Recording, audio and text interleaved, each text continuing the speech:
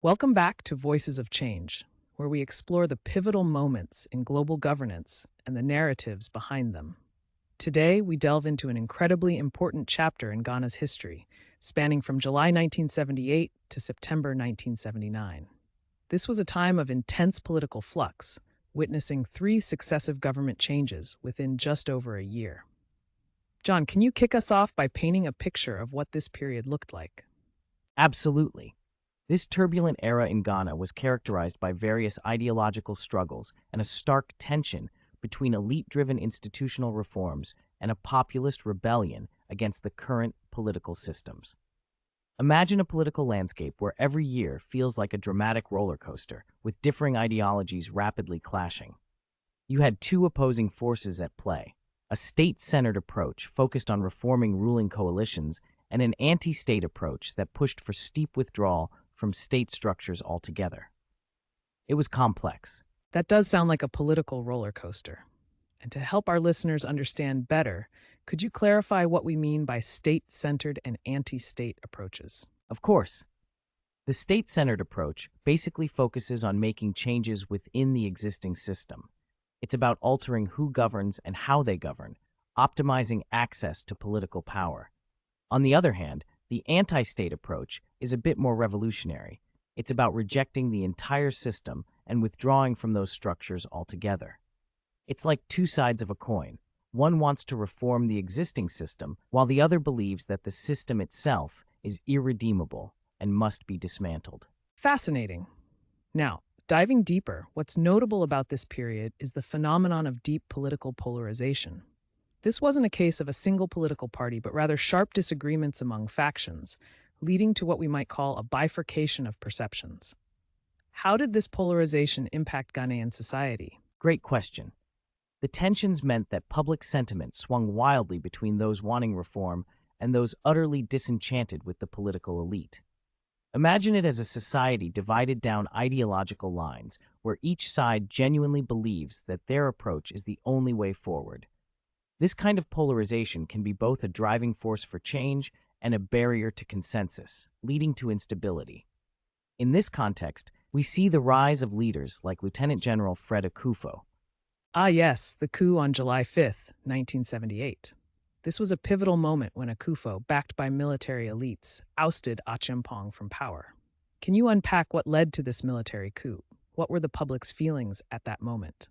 Well, Achiampong was viewed as a divisive figure, accused of governance without proper consultation and obstructing national reconciliation. When Akufo stepped in, there was a wave of relief among many Ghanaians, as he pledged to restore institutional credibility.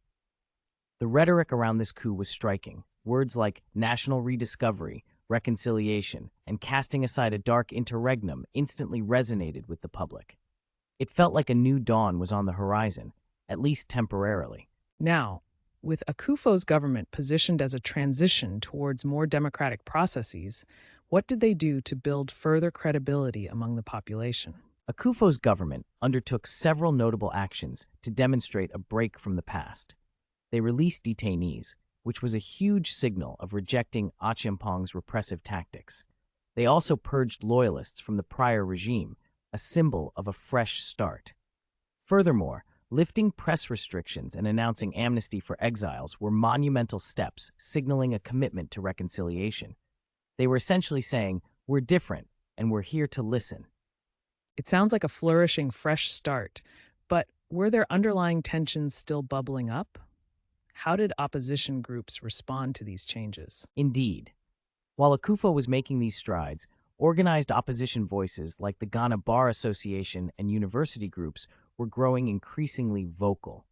They demanded more radical changes and voiced their dissatisfaction with the pace of reforms. This clamoring came from a place of wanting to dismantle what they saw as remnants of the Union government, often referred to as Unigov, a concept they found unacceptable. They wanted meaningful, structural changes rather than mere cosmetic adjustments. It's clear that real progress would require a delicate balance. Even as there were moves to legitimize governance, this period saw a gradual retreat from earlier no-party governance ideals. Was this admission of political parties as a realistic factor? Exactly. Akufo's government had to acknowledge that party politics couldn't be ignored amidst overwhelming popular demands for representation. By late 1978, we saw the announcement of local elections, something that hadn't happened in 2 decades. However, many citizens displayed low turnout, a direct reflection of public disillusionment with the system. It showcased both the persistent yearning for representation and deep-rooted cynicism toward governmental processes. But with such historical reluctance from the populace, wasn't there also a rising wave of labor unrest during this time? How did labor movements contribute to the overall climate? Indeed, the economic situation deteriorated considerably, fueling widespread strikes across sectors, including education and sanitation. Between August and November 1978, there were 80 recorded strike incidents. The civil service strike was particularly striking. It halted government operations completely. It wasn't just politically motivated. It was rooted in tangible economic grievances that the government was failing to address satisfactorily. The strikes were a powerful reminder that citizens wanted more than just political representation. They needed a government responsive to real hardships. But how did the government respond to this unrest? Unfortunately, the state responded with heavy-handedness rather than understanding. They declared a state of emergency, misinterpreting strikes for criminal activity rather than legitimate economic dissatisfaction. This just intensified tensions as public sentiment turned against what they viewed as oppressive governance. The situation was clearly unsustainable. As we come to the end of this turbulent chapter, what's your assessment of the Akufo interregnum as a whole? Did it succeed in its objectives? This phase represented a significant reconstructive attempt, emphasizing elite composition change and gestures toward institution reform. However, it fundamentally failed to address the pressing economic crisis. The political concessions just didn't align with the people's lived experiences. Real change needed radical reimagining beyond merely swapping leaders. It required structural realignment.